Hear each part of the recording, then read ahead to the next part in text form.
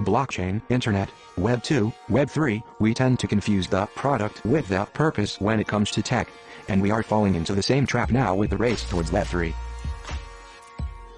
We know that Web 1 is websites, Web 2 is social media, Web 3 is blockchain.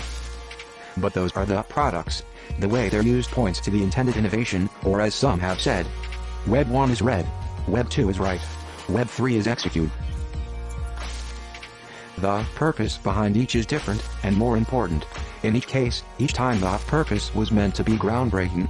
Web 1 is to share info, Web 2 is to participate, Web 3 is to decentralize. Web 1 would connect the world, Web 2 would create community, Web 3 will remove the middleman, and return power to the users. But that purpose effortlessly becomes lost, buried under endless hype, concealed under mountains of corporate strategy, and we quickly end up focusing on the product exclusively. And products get inextricably tied to profit.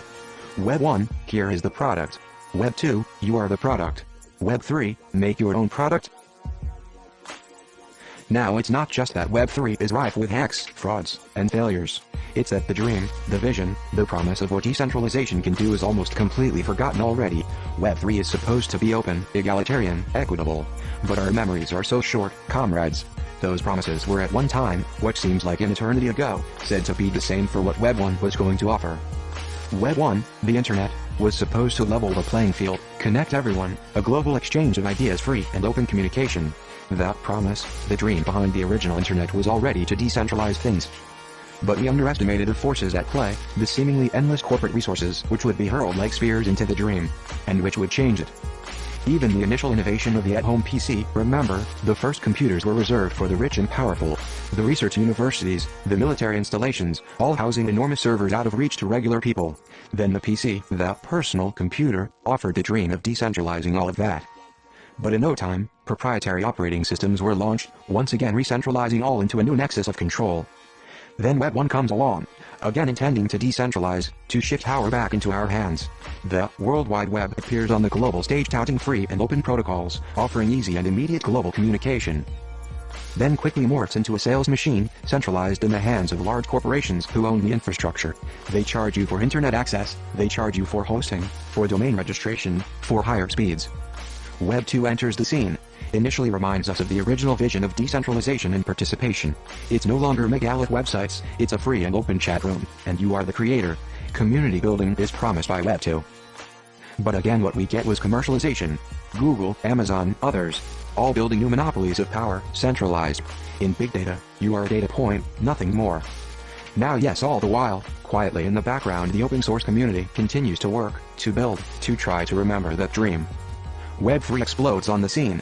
Again promises decentralization.